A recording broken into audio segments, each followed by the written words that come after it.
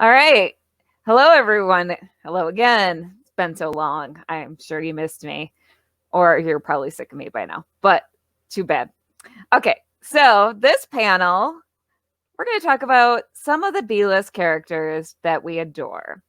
And I am going to bring in at least one of my panelists now. And I think my other panelist is coming on or getting ready in the green room. So first off, I'm going to bring in the marvelous Clyde Hall, or as I like to call him, my Uncle Ted. Hello, Clyde. How are you doing? Hello. Can you hear me? Yes, I can. You sound loud and clear. Okay. Thank you for joining us. All right. How are you doing? Good. Thank you for having me. I am excited for this panel. And then, are you niece Kelly or are you niece Dinah? That's what I got to know. Yeah, you have to decide that. We haven't worked that out. Normally you just call me Kelly, okay. But I'll take whichever. People call me kind of Canary or Kelly or Dinah interchangeably. And looks like, okay, Cliff, give me a thumbs up when you're ready. Looks like they're still getting ready. So, Cliff, are you good? Well, yeah, I'm gonna bring.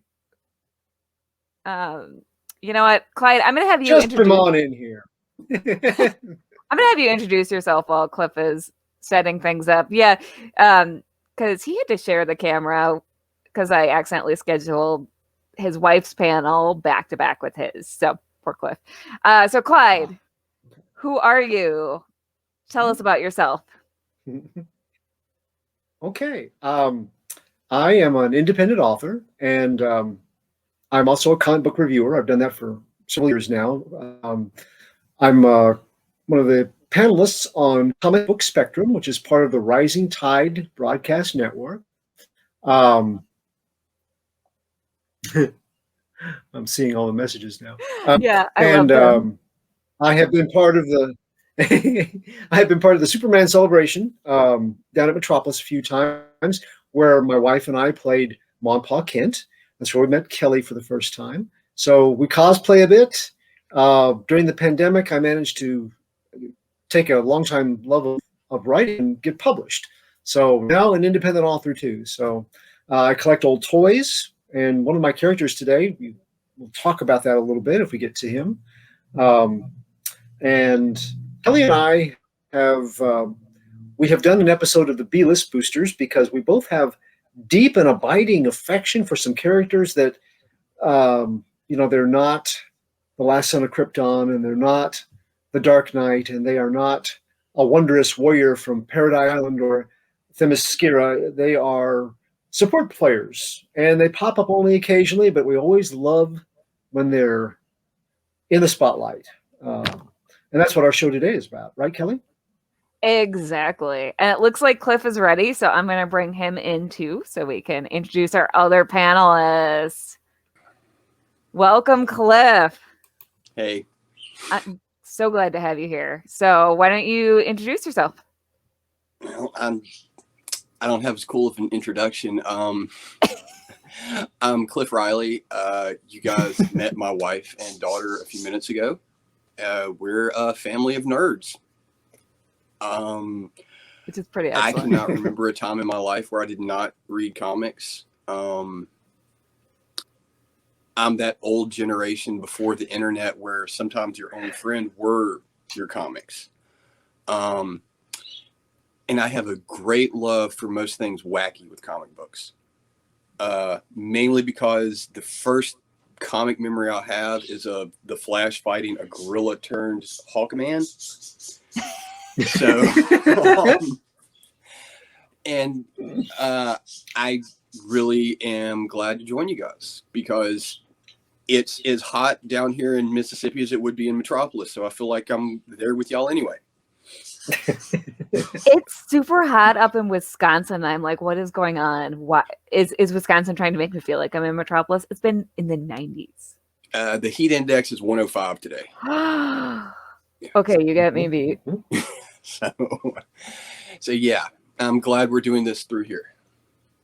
Me too. I love your background. You've got delightful toys. Yeah, this is what we call the room. It's beautiful. It's so beautiful. The other side is full of comics, but they're not organized, so you can't see that. No. That's all right. The last time Carlin was on screen, he just had his long boxes in the background, and we have termed him a dragon who hoards books. Not that far off. I have Delightful 48 long boxes that are not organized at the moment and may fall and crush me. He died doing what he loves. I'm waiting for the zombie apocalypse, and I'm just going to build a fort out of comic boxes. And that's just where I'm going to be. That is now the real one, not the easy mode we had last year and this year. Yeah. If they're zombie comic book collectors, they will respect that, and they will not try to overturn the boxes and get to you. That's very clever. Exactly. And my lovely wife and daughter y'all met have already been told there's not room in there for them. I have already decided that when the zombie apocalypse comes, I am just going to be a zombie because I am not made for apocalypse scenarios. So if I bite anyone, I am sorry, but also you have my permission to shoot me in the head. I have told my... I know I'm the dude in the movie who gets eaten first every time. So I'm fine with that. Apparently you have drawer boxes and we cannot figure it out yet. Your wife is laying your secrets bare. Yeah, she got them for me for Christmas one year and apparently didn't get all the pieces I need. So like the rails that go on the inside of it. Oh, so they're kind of like compressing. So they're sad drawer boxes. See, I'm still relatively new to comic collecting, so I mostly have short boxes. I have a few. Yes, we have to organize my collection a little bit better of stuff that needs to be read. We started doing what we call the douchey art boxes. You know, the ones you can buy at the store that's got like Harley Quinn or whatever on them that they charge more for. And those are the only things you could see right now. So, yep. Yes. I have one of those, which has a PSC sticker that I embellished with. And then I have a couple downstairs that have like one has Superman and one has the X-Men. Yes. So this one was like generic comic book fun. So I figured it could use some PSC embellishments. Exactly. Again, I'm just self-promoting like a mother this weekend. Like, why not? Go for it. All right. So why don't we start this off? Because we have quite the list of characters that we are going to be covering. So who wants to go first? I bow to the guys who are more experienced than me. So. All right, Clyde. Which character do you want to talk about first? Let's talk about Wildcat. All right. I have a little visual image of Clyde as Wildcat, which I just love. That's my wife as the original Red Tornado as well. That was our cosplay one year down at Metropolis. Another B-lister. Mm-hmm. Another B-lister, but both wonderful characters. Wildcat came from DC's Sensation Comics #1, January 1942, created by Bill Finger and Erwin Hassan. Hassan had worked on and helped create Green Lantern. And Bill Finger, we found out more so later on, now he's accredited, but for many years was not, as one of the ghostwriters for Bob Kane. And I somehow came across that information early on. So that helped cement Wildcat as, here's a guy that created a lot of the Batman mythos that we didn't know he was a part of. And here was his own original type character of Wildcat. It amped up Wildcat's coolness factor to me, even though he's quite different than Batman. They're both street level kind of heroes. Basically, Theodore Ted Grant, his father raises him. His father was a very studious man and a very humble, peaceful, gentle man. And he suffered for it. He was bullied a lot. So he brought his son up to be strong. He got him into athletics. He did all sorts of sports with him, and made sure that he could defend himself. And he was also smart like his father. And they got him enlisted in college under a pre-med program. He wanted to be a doctor. But his father died halfway through his college education, and the expenses from his final illness depleted the family funds, and he had to quit college. And in college, he had been part of the college boxing team and was an up-and-comer. He was very good. But then he was basically consigned to working the docks and menial labor. And one night when he was getting home from work, he saw a mugging taking place, and he beat up the two guys that were mugging a fellow. And the fellow turned out to be Zac Smith, current heavyweight champion of the world. Smith took Grant under his wing, found out about his background as a college boxer, promoted his career, got him started as a professional boxer. They were best friends. And it came down to the time a few years later when Zac Smith and Ted Grant were the two main contenders. You had Zac Smith as the champion, Ted Grant going to be a contender. The people representing Smith wanted a new champion, so they decided to take any guesswork out and place a lot of bets on Grant. They put a poison needle in his glove. It was supposed to be just knockout drops, but they overdid the dosage for an older man like Zac Smith and killed him. So the fight judges find the needle. Grant is charged with homicide and taken off to jail. Skinner and Flint decide to make sure that they tie up all the loose ends, so they arrange for the paddy wagon to crash and kill everybody on board, except Grant's a little tougher than they expect, and he escapes. So now, wanted for murder, on his own, on the street, having killed his best friend, Grant comes across a couple of kids reading a comic book, and it's Green Lantern. And they're saying, this is a new mystery man. He's our favorite. And he's a real guy. These are just comic book versions of his exploits. And it gives Ted Grant an idea. And he decides that he will become what they have labeled him in the ring. He's the wildcat of the boxing circuit. So he borrows a costume from a costume shop, and he becomes a giant wildcat.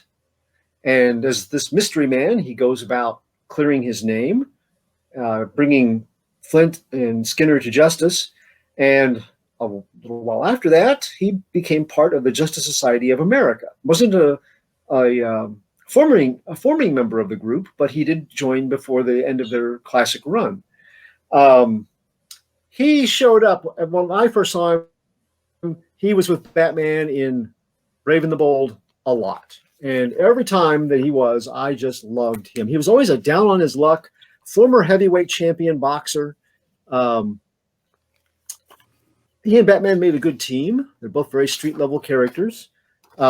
He taught Bruce Wayne how to box. When Bruce Wayne was finding all the best martial artists in the world, Ted Grant is where he went to learn how to box. Then they began to have crossovers with the Justice Society of America and the Justice League, and I got to see more of my buddy, Wildcat. Then I learned about his origins here and secret origins. And eventually, they had a few series, Batman and Wildcat, Catwoman and Wildcat, just a little mini-series to kind of keep his name out there. And then came the day when they decided they would revisit and update the Justice Society of America, and he was one of the old guys that signed up. He's a mentor to younger heroes, which makes him a hero in my book too. And when the JSA title started in 1999, he was a part of it. With JSA number 10, he came into his own. This was, 35 years in the making to see him really portrayed and written well. He is nursing a broken arm. He is naked in a bathtub, soaking in the Justice Society headquarters by himself. The Injustice Society breaks in, a team composed of metahumans, all younger than him, to steal something. And he's the only one in the way, so as Johnny Sorrow, their leader, says, he's one man in an Egyptian cotton bath towel. I think you can handle him. And he's wrong. They go to school. Ted Grant takes them to Crime Fighting 101 school and beats the snot out of made-humans, not made-humans, all of them. They do manage to steal their item, but basically Johnny Sorrow has to collect them all up and transport them out of there because they're done. Thanks to one guy dressed up as a giant cat that has combat experience that goes all the way back to 1942. That's why I love Wildcat. I love that. Like that pretty much sums it up. Mm-hmm. So Cliff, I'm going to give you the floor if you want to pick one of your characters to tell us one of the characters you chose, why you chose them, why you love them. All right. Well,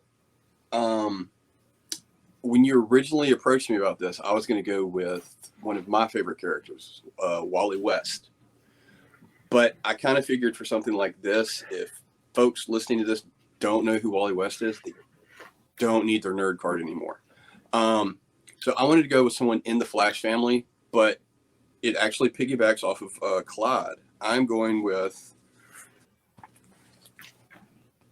Jesse Quick. Yes! Yeah. Yay! Yeah. Jesse represents two of my favorite things about DC. Legacy, because she comes from two legacy heroes. And family, because before I knew a lot about her, I found her in I can't find my Mark Waid collection, but my Mark Waid's Flash run, which, no offense to anyone else, is the best Flash run done. My wife cosplays as Liberty Bell also. I just saw the comment. Jessie is the daughter of two Golden Age characters, Johnny Quick, at the time, no offense against him because I really like the character, a third-rate Flash wannabe, and Liberty Bell, that I fell in love with both characters reading the All-Star Squadron. And you first got introduced to Jessie in the first attempt at reviving the JSA back in 1992. And she was just kind of your generic character. No offense against her, but she was just, oh, hey, here's a girl. And then Mark Waid really picked up the ball with her in his Flash run. And she was everything that, the way she was written and the way the entire Flash family was written was just, it was everything you would want in a female character. Then when Mark left the book, they kind of drifted away from the family. And then she got picked up in one of the second or third revival of the JSA, where she actually adopted her mother's legacy and was Liberty Bell for a little while because she'd lost her super speed. And so she represents two different heroes, and she got married to another legacy hero. She married Our Man's son, Rick Tyler.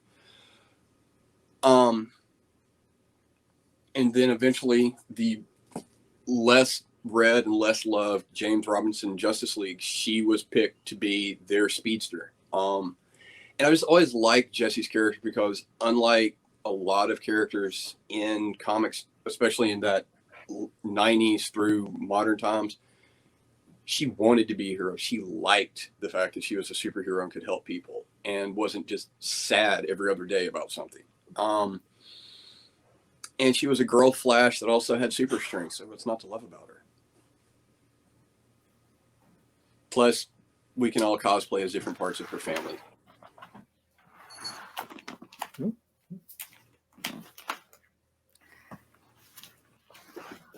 All right. So let's just see. Clearly has something. There's nothing not to love about that. Like, family cosplays. Your family does some awesome cosplays, which If you knew how much stress went into getting the little ones ready, you just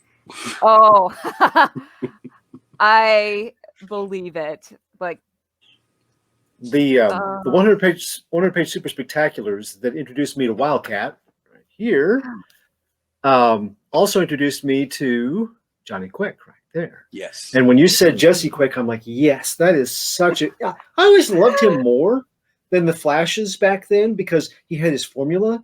Mm-hmm. I thought his costume was cooler. He flies. He's the only speedster that can actually fly. Yes. And I've got to look at your. I got to see your pictures off camera sometime because those looked awesome. Those cosplays of all the Quicks. That's beautiful, man. Oh, thank you. Such a cool family. That's off.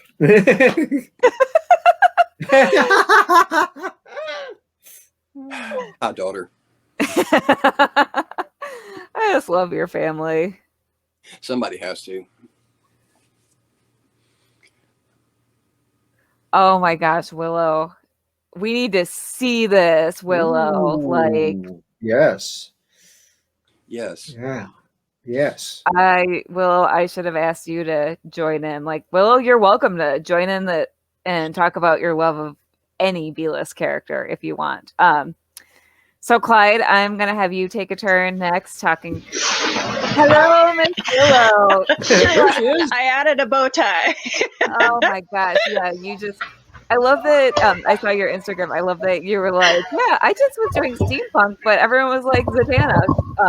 Yes, it's Zatanna. It works. You look adorable and everything. Thank you. Go ahead, Clyde. You were saying something. Okay, so Clyde, I'm gonna throw it to you again and have you talk about the next character on your list. Okay. I'm ready. My next character had 5 entire issues of his own comic title, and that is it, except for some Moonstone revisionist versions. And he actually started off life because of this guy over here.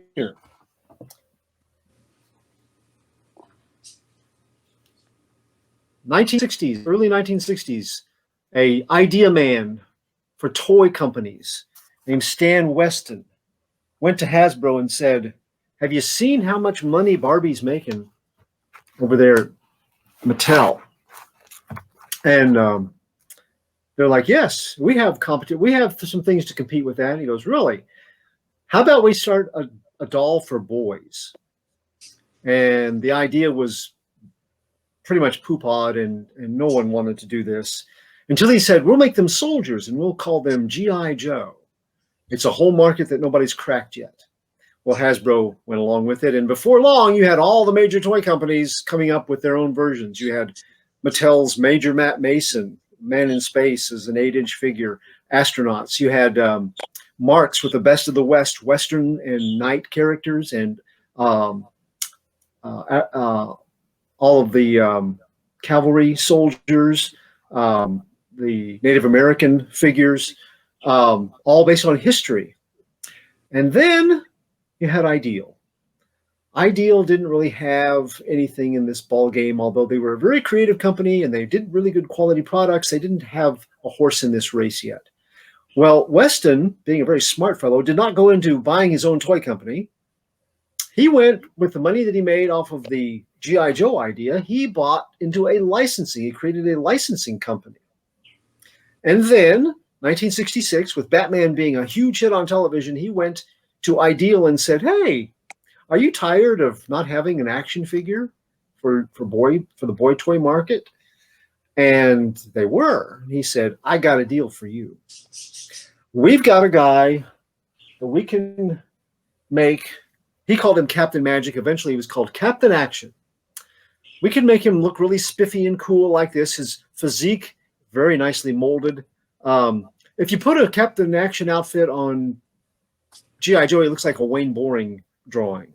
If you put him on this guy, he looks like a superhero because the physique is much better as far as the sculpting.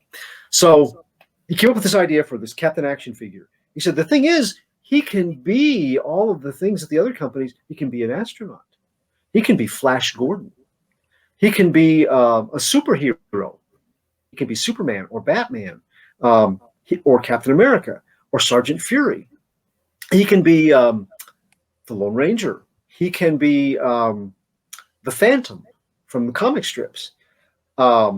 He can be all of the things to compete with all of your competitors in one figure that has all these different accessory sets. You know, you can turn him into this guy with just a mask and a different costume, which it's all profit when you can sell costumes and sets to go along with your figure. Ideal really liked the idea, so they said, yes, let's greenlight this. And but then they said, oh, wait, we got to have all the licensing for those. King Feature Syndicate, DC Comics, Marvel Comics. I mean, licensing is going to everybody's going to want a cut of this. And he's like, I've got Leisure Concepts as my company. We already have licenses for all those. No problem. So you have Captain Action. Never will happen again, but at a time when, you know, all the major comic book companies and other interests got together and had a hero. 1 year in, they're making Dr. Evil figures and Action Boy figures, and they're expanding the line. They want to make accessory sets for Captain Action, his basic figure, because they don't really have a story for him or anything. He's just Captain Action.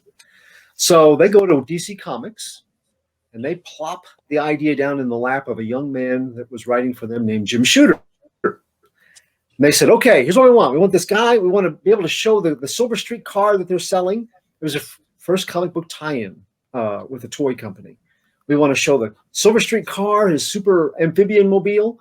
We want to have Action Boy in there so they can sell Action Boy figures. It's just one big ad, basically.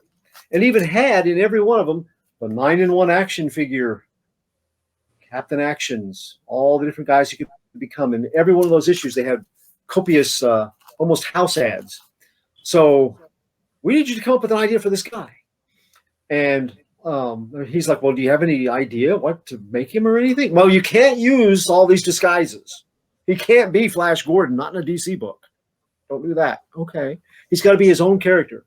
Okay. So they said, also on the cover, we'd like it for him to be telling Superman to back off. He's got this all under control. And Shooter was like, oh my gosh. Okay. So he comes up with Captain Action. And there he is telling Superman to butt out. Number one. Okay. So you've got, he comes up with this concept that is very much like, it's very much like Captain Marvel, Shazam now at the time. The Elders of Apsu are actually aliens taken from the Thor kind of, we're not really gods, but everybody in ancient Earth thought of us as gods, so we kind of let them believe that. We all have amazing powers. They had left coins behind as they, apparently once humanity got to a certain level, they were no longer allowed to interfere. Like, you know, they hit the prime directive time and they had to leave. They had to be hands off. But they endowed these magical coins with some of their abilities so that if a champion was needed, he would find these coins and he could defend mankind. As luck would have it, Clive Arno, archaeologist, uncovers these coins on a Spanish dig of a place that's got all the ruins show all of the parts of Roman architecture, Egyptian architecture, all the great cultures of the world are displayed in the architecture of this place. He finds these coins, and he finds out when he picks one up, it's the coin of Vidar. Suddenly he has strength, super strength, almost like Hercules. Vidar is the god of strength in Norse mythology. So, I believe. So he found out each of these coins is imbued with a power, and he can carry 3 of them at a time in his belt, and he can use all those powers. Okay, so this is the concept. As a little kid, when I got that comic book, I glommed through the encyclopedias to find gods that had interesting powers because this just excited me as a character. This would be awesome. And I went to the library and looked up things in mythology. And I wanted to see a Captain Action story, although they used some really good obscure characters, gods of rain and things in the initial story. I wanted to see things like having him get control of Loki's 8-legged spider horse. That would have been a cool power. Dionysus' regeneration and resurrection powers. The things of Sapone, the god of poxes and illness. Terminus with his cursed stones. Kalfu, who could control night spirits and evil malign beings. He could control them. And I thought this just has so much possibility. So the first 2 issues, we have the origin story that sets him up with Action Boy. He gives his son Carl as Action Boy coins that he can use as well. And by the 3rd issue, Shooter's done, and they hand all the writing over to Gil Kane. And it's beautiful art, love it. But the first thing they do is they change it so that Dr. Evil, his bad guy action figure over here, destroys his lab, and destroys a bunch of the coins, except for the 3 that he's got on him, and they're fused together, and they are the powers of Zeus with invulnerability, Hercules with strength, and Heimdall with super senses. That's all they can be. They have one other coin that didn't get destroyed, and it's Mercury's coin, so Action Boy becomes like Kid Flash. And for the next 2 issues, that's the kind of power structure that they have. And then the toy line ended, the comic books ended, except for a few revisits where they try to make him into like a super science, super spy guy by Moonstone Comics, a crossover with the Green Hornet, which was another one of the costumes you could buy. Except for that, he disappears. Riley's question. Yeah. His undergrad What do you degree, think Dr. Evil's undergrad degree was, Clyde? I don't know. Maybe minor malfeasance. I'm not sure. Minor in malfeasance. But Captain Action ends up being one of those deals. He didn't make it into like Crisis on Infinite Earths because Carl Arts and Carl Enterprises owned the trademark. Ideal was still a toy company. They owned part of the trademark. So it's kind of like the Barris Batmobile. We could make Barris-like Batmobiles, but we couldn't really make a regular Barris Batmobile in comics for a long time because there was a rights issue. Same way with Captain Action. Every time it was brought up, we could carry on with him and we could revive him. In fact, one guy in the 70s made a very good pitch, and it was green-lighted originally, and then they went, wait. It could cause us licensing problems, so no. And they just dropped it. So that version of him with all of the different gods and the coins still excites me. It's sort of like Captain Marvel, the original Captain Marvel, the Shazam character, expanded. And I would love to also, it was a great learning experience. I learned all about different cultures, mythologies as a kid, just because of that character. So that's why I love Captain Action. And he also collects his action figures. So I love that. And I am just going to also show Micah's comment. She got very excited when Willow joined us and was like, a girl, yay, girls like Yes, too. I am very much a comic book nerd. Yes. Anything specialized like that, Firefly, I'm also known to go into any comic book store and spend hours on the floor just going through the boxes. Yes.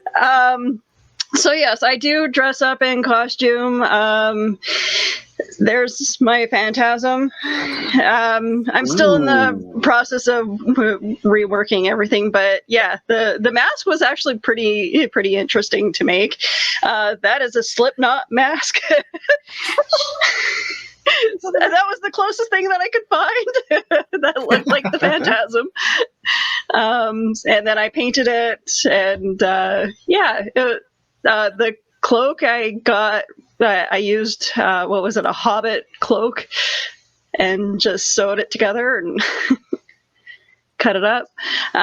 There's my Dazzler costume, Nice. somewhat makeshift.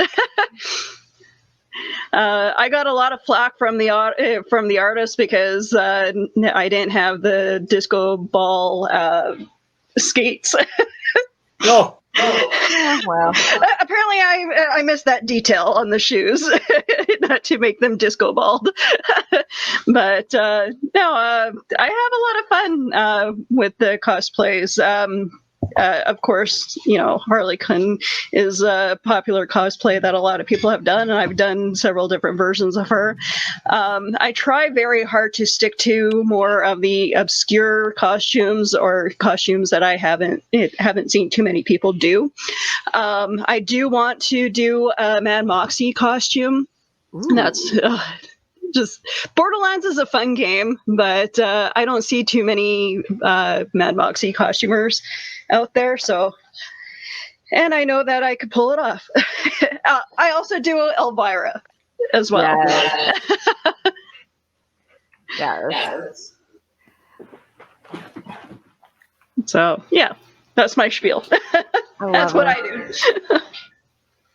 All right, so Cliff, I'm going to give you the floor again so you can talk about the next character on your list. All right. I'm going to do one that's most people probably have heard of, but I don't know. I've always, the last few years, loved this character, mainly from where they went compared to where they were.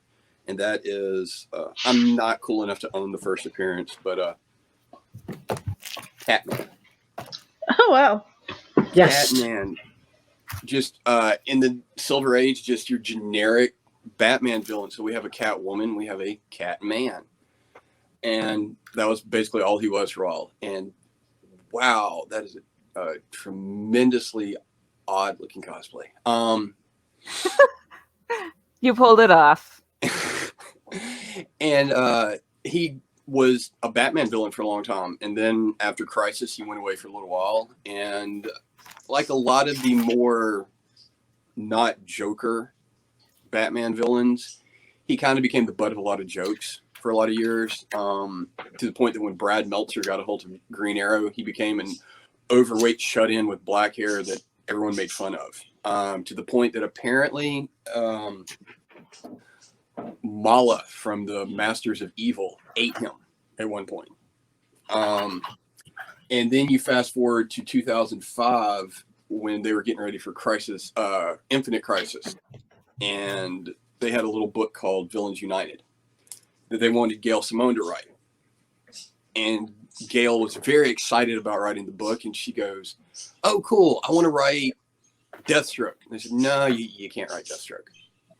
We're doing something else." Listen. "Oh, well, let me write the Joker." "No, you can't write the Joker." And it went on, and finally she just grabbed a list of the bottom of the barrel supervillains and said, "These are the guys I'm using." And it was Catman, the third Ragdoll,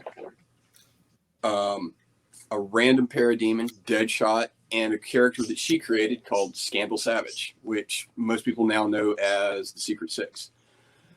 But because of how the transformation that she put Catman through in there, he went from an overweight shut-in with black hair to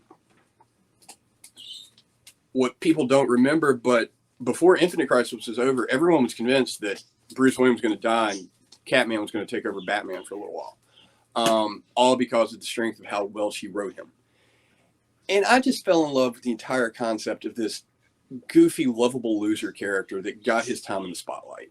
And Secret Six is my favorite guilty pleasure comic. I can pull it out and read it over and over again. And Catman's also apparently he whatever the superpower Dick Grayson has for girls just really loving him in the comics, Catman does too, except everybody wants to make babies with him.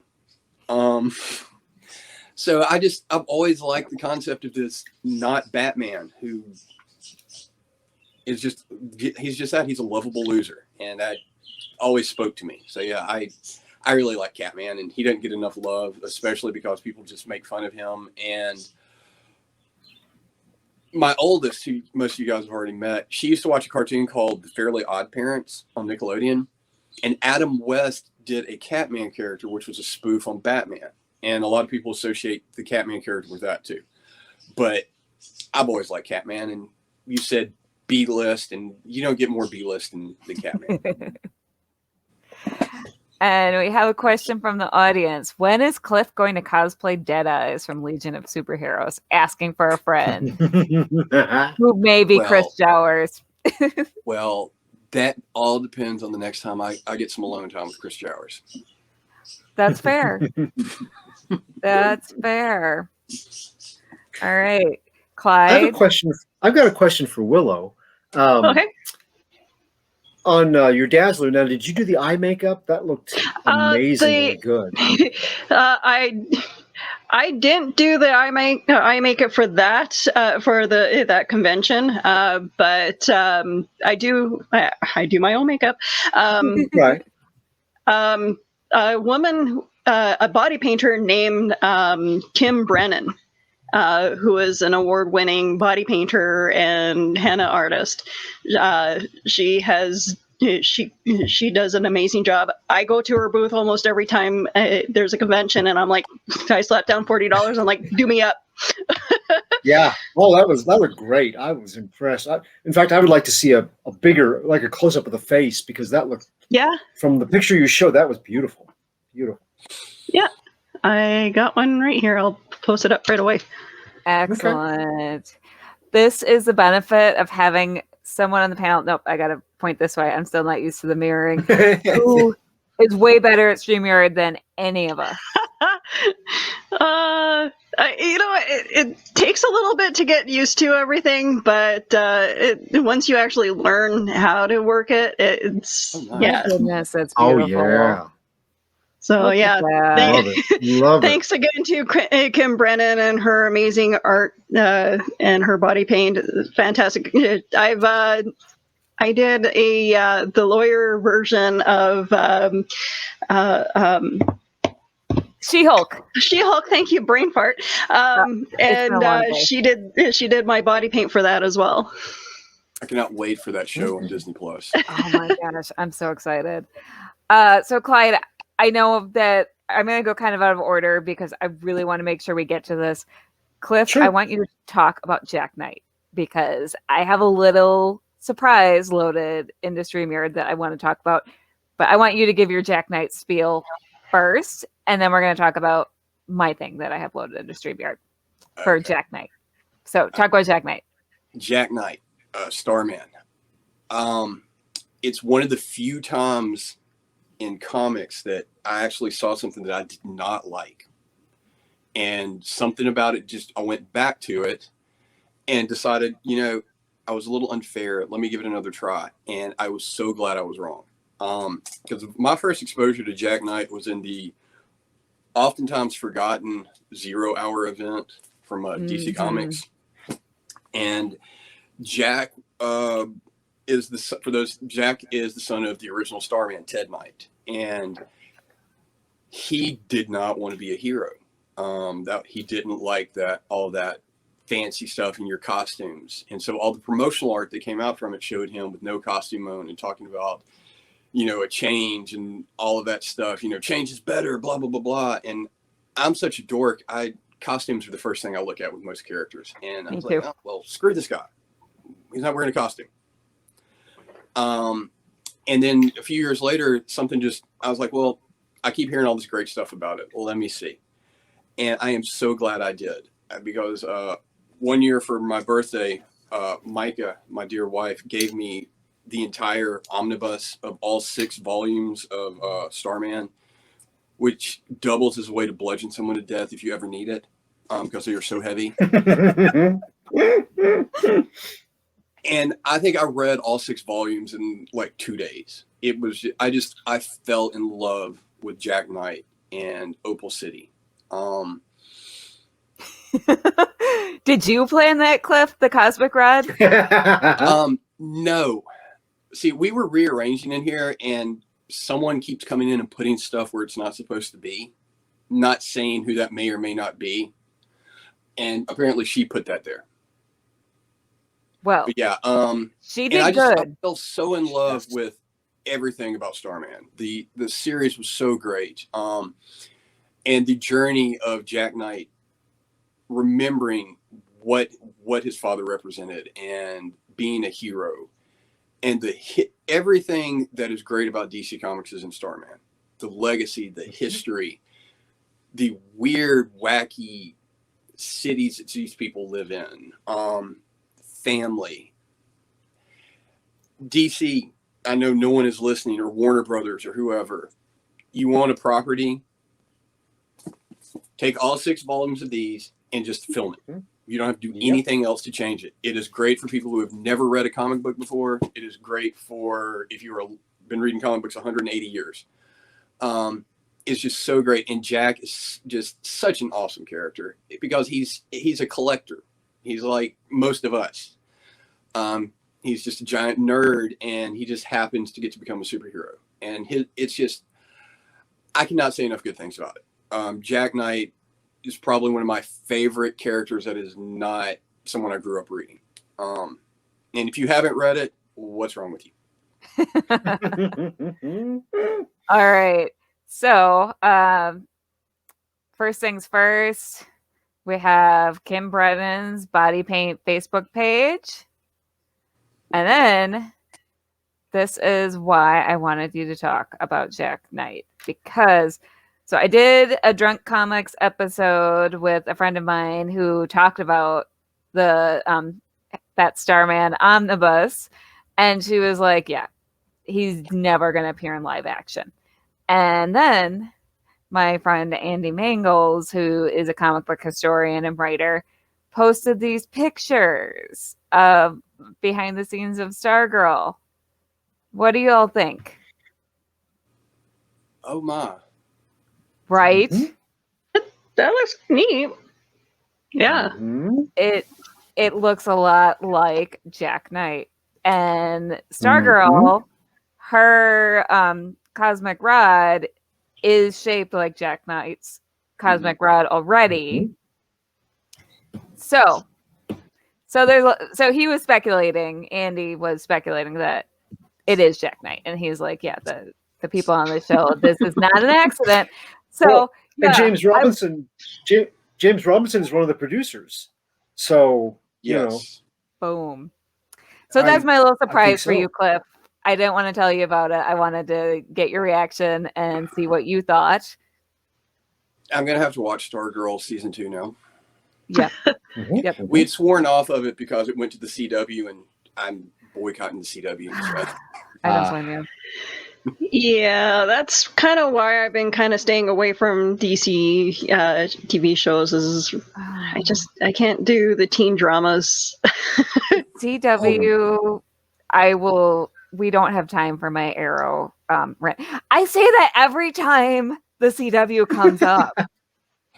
With me, it's mainly more of like, they only have a budget for like 2 people on the show.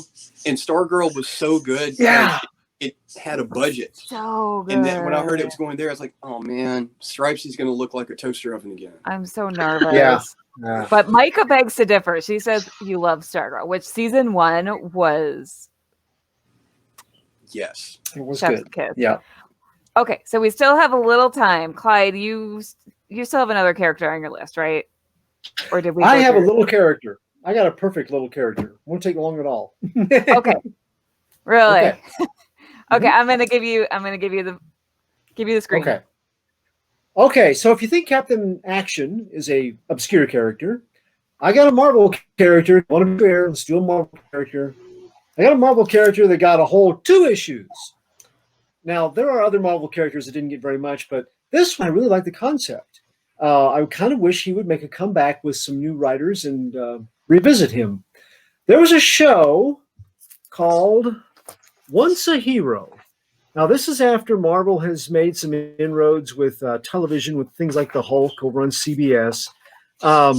They were part of an effort to make a show in the 80s that was, they had a lot of say in. There was a scene with Stan Lee even in it. And it was called Once a Hero. And the concept is basically this. This older comic book writer is he's getting fired because he hasn't lived up to the new concept of comics. He doesn't do dark and gritty, and he's just outlived his usefulness, and they're going to retire him. He's been throwing in the same storylines for the last few years because he's just worn out.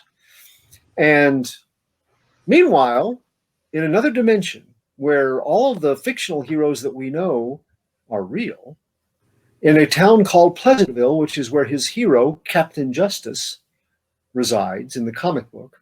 Captain Justice, once again defeating evil, suddenly recognizes this storyline's been done before. He's fought this adventure before, and there's also this imperiling danger on the frontier of his dimension, and he goes into what's called the Forbidden Zone to see if he can figure out. He just feels this great disturbance, this great danger, and he manages to break through the fourth wall, and he crosses over into our world, into the world of his creator. So they adapted the pilot with 2 issues, Captain Justice 1 and 2.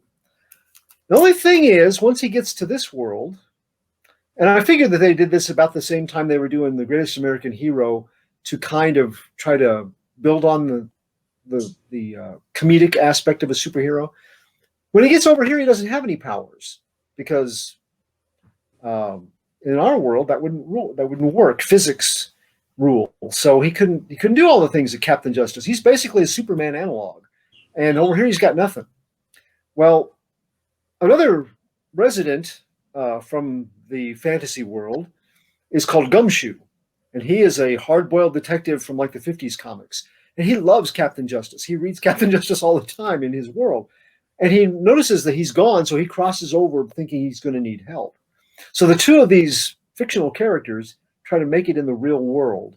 And it's a good test to see if all of the attributes and all of the truths that Captain Justice stood for with all the powers of gods can still be maintained, if he can still hang on to those values in a world where he's not invulnerable and he has no superpowers. I think it went for 6 episodes, 5 or 6 episodes, and then it was canceled. And of course, they never did any more with the comic book. But and now this concept has been done before in several issues of different companies and stuff. But at the time, it seemed unique. This show had a certain amount of appeal. Robert Forster played Gumshoe. I always like watching him. And he's also playing a very Sam Spade type character and just chewing up the scenery. Very Hamish kind of performance. So Captain Justice is a character that I would love to see brought back at some point, even for just a little limited series, to see what they could do with it with a really good writer and a modern perspective. All right. That sounds good. And we are out of time, or pretty much out of time. Do you all have anything else you want to say about B-list characters and why we love them? What drives me nuts is when they bring in characters only to kill them off, like right away. Can we not do that? We have enough trauma in our real life. They do that quite frequently with the X-Men. Oh my gosh. Yeah. It's like, and if you've got a character this character in, and then we're gonna kill him off. Sunfire? Yeah. And by all means, you big companies, if you've got a character that you've already made and he fits or she fits the profile of a character in a team or a new book, please use that character. Don't make up a new character. Go back and some of the characters that we've covered today are characters that have been around for a long time and would benefit from us shining in the spotlight, rather than make up a whole new character that, like Willow says, oh, we brought in the super strong guy because we don't have any of those. And sorry. Yeah. There's just this. There are some characters that I really like, and then it's like they'll have like a nice stretch, and then it's like, oh, we're gonna kill them off in the next comic. No, right? I hate that. What about you, Cliff? What do you want to say about B-listers? They're more interesting than the mainstream characters most of the time, and yep. Honestly, the entire Marvel and DC universe is not made up of Gotham City and New York. You can look further than that. I'm not the biggest Marvel fan in the world, but I've always praised the fact that Marvel decided they were going to make a cinematic universe and they couldn't get any of their top characters like the X-Men and Spider-Man, but they did it anyway. I don't think DC would ever have the guts to do that if they couldn't use Batman, Superman, Wonder Woman, even though I think most of their other characters would be bigger hits on screen. Agreed. Clyde, your wife has such a crush on you. Somebody has to.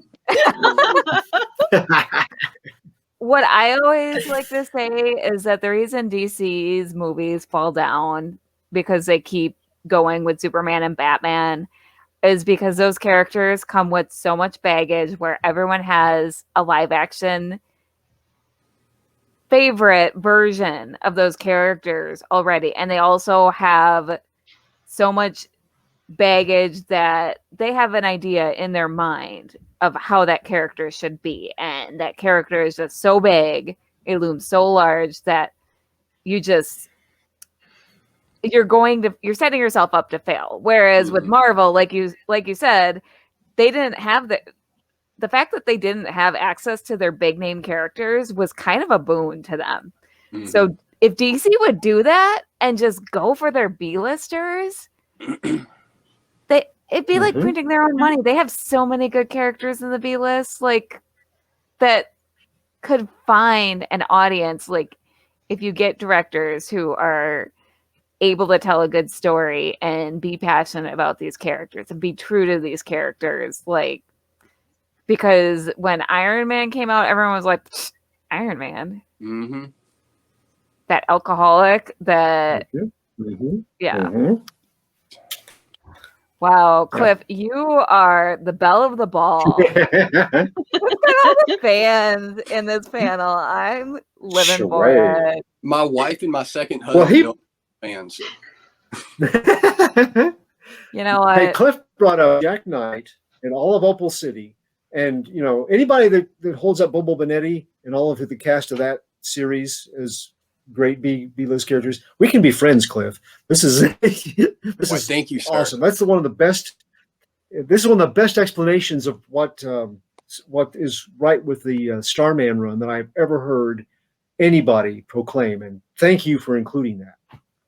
Well, thank you guys for having me. I enjoy being had. I love that.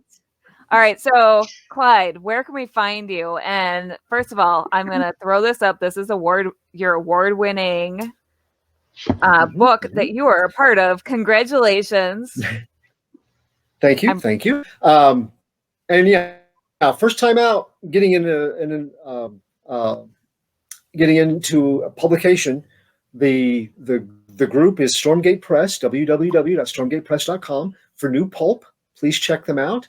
Pulp Reality 1 is out now. Pulp Reality 2 just came out.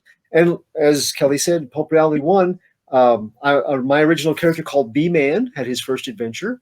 And that first outing as an anthology, won Best Anthology from the Pulp Factory Awards and Best Cover.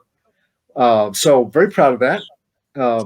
You can also find both Pulp Reality 1 and 2 on Amazon for sale right now. You can also find me on Comic Book Spectrum every Thursday night at 7 o'clock Eastern and 6 o'clock Central on YouTube, or we have a Facebook under Rising Tide Broadcasting. And we do a weekly comic review. We do 4 reviews of a comic that's come out within the last month. So please join Brian K. Morris and me and Brian Rodman and Eric Hawkins as we explore all of the comics you should be reading if you're not. I love it. What about you, Willow? Where can we find your delightful self? Oh, I'm all over social media. I call myself the social media socialite. Twitch, Twitter, Facebook. I'm on Instagram. I know there's some MySpace out there somewhere with my name on it as well. I also am the program director for Hanging with Web Show. I'm host of Willow's Pillow Talk that is on pretty much random nights whenever I have a chance to host it. And I'm also co-host of Reels and Heels on Saturday afternoons. All wonderful things. Clyde, are you anywhere public on social media, or are you just a mystery man? Oh, am I what now? I'm sorry, I didn't understand. Or not Clyde. Oh my gosh, I told you guys this was going to happen. Cliff, Cliff, yeah. Are you anywhere public on social media? I am sorry. The CL long day. Cliff, are you a I mystery think you man? and I are now friends on Facebook. I know it took you like a year to accept me. Thank you for that. I feel special. I'm Are on you a mystery Facebook. man on social media, or are you anywhere public that people I'm can more of find? a lurker. I'm every once in a while on there. You can follow my lovely wife on Facebook and at Grayscale Designs. My daughter's Bunny Elixirs. Bunny's mixtures. Okay. Mixtures. I don't I knew I was feel gonna so mess that bad up. that I screwed it up too. And if you really are bored, you can go to DeSoto Taekwondo's Facebook page and go to our Zoom classes, and I can yell at you for 45 minutes. Ooh, I didn't know that was a thing. I want to do that. That's Yes, awesome. we the pandemic forced us to not have in-person classes, so we started doing Zoom, and we still have it going because we realized we had some students who, even without the pandemic, couldn't be there because of health. So we do classes on Zoom. I like them because I like yelling at people. So Sign me up. And as Micah said, you are truly knowledgeable. Thank you for joining us. Thank all of you. I am going to drop you out because it's time for the next panel, and I'm trying to get us back on track time-wise. But I really appreciate you three. Like, thank you. fun. No problem. And Will, you're going to be coming back in a minute, anyways. Yep. So the next, and I'm going to, yep, and then I'll do the spiel.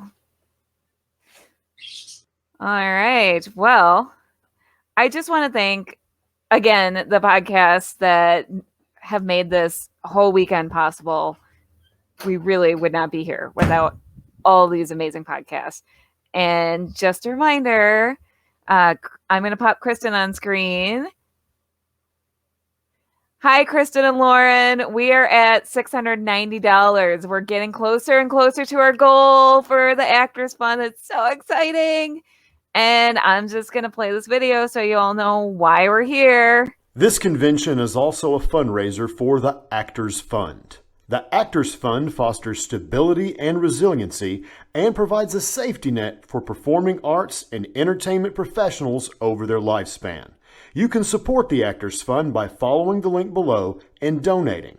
Every donation also enters you into our sweepstakes and gives you a chance to win these fantastic prizes.